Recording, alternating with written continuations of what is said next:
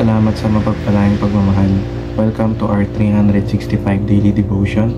Ako po si Alexander Gomez from Batch 3. At ang topic po na tatalakayin natin ngayon ay, Are we self-righteous? Ngayon po ang ating pag-aaralan ay tungkol sa Mark chapter 2 verse 17. At buksan po natin ang ating puso at isip sa magandang salita ng Diyos. Sinasabi dito sa verse na, On hearing this, Jesus said to them, It is not the healthy who need a doctor, but the sick. I have not come to call the righteous but sinners. Or sa Tagalog, narinig ito ni Jesus kaya siya ang sumagot.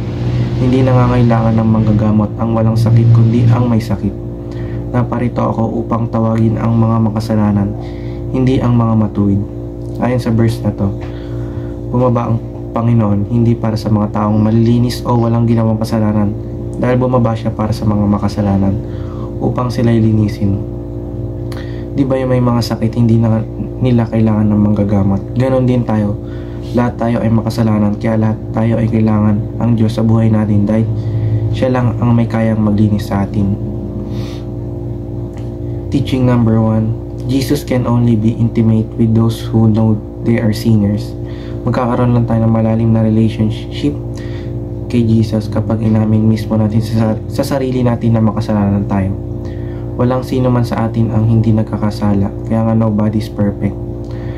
Walang sino man ang kayang pumantay sa kaluwalhatian ng Panginoon.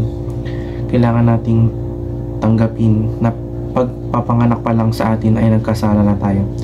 We need to admit that we are sinners in order to have intimate relationship with Christ. Teaching number 2, self-righteousness is the main hindrance to intimacy with Christ.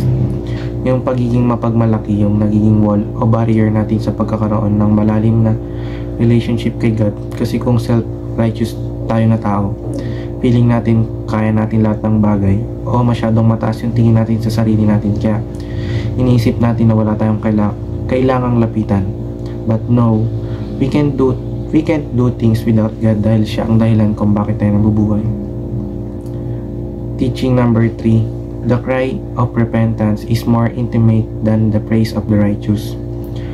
Mas importante yung pag-iyak mo dahil sa mga kasalanan na pinagsisisihan mo kaysa sa pagiging mayabang dahil sa mga magaganda mong ginawa.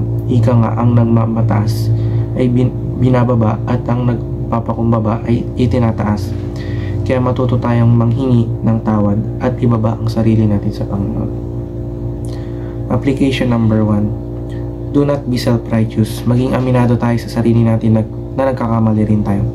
Hindi tayo si Kristo upang hindi magkamali. Kailangan tanggapin natin na we are not perfect at huwag masyadong mataas ang tingin sa sarili.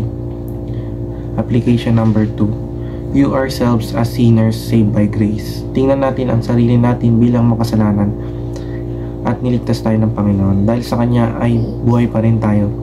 Lagi natin iisipin ang ginawa ni Jesus sa krus ng Kalbaryo dahil namatay siya imbis na tayo. Application number 3, never stop approaching God no matter how grave our sins are. Minsan kapag sobrang laki na kasalanan natin is nahihiya na tayo humarap sa Panginoon. Pero hindi dapat ganun.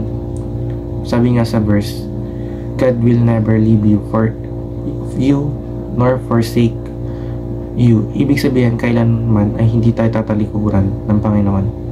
Siya ang naghihintay sa atin upang tumalikod sa mga kasalanan at tumarap sa Kanya.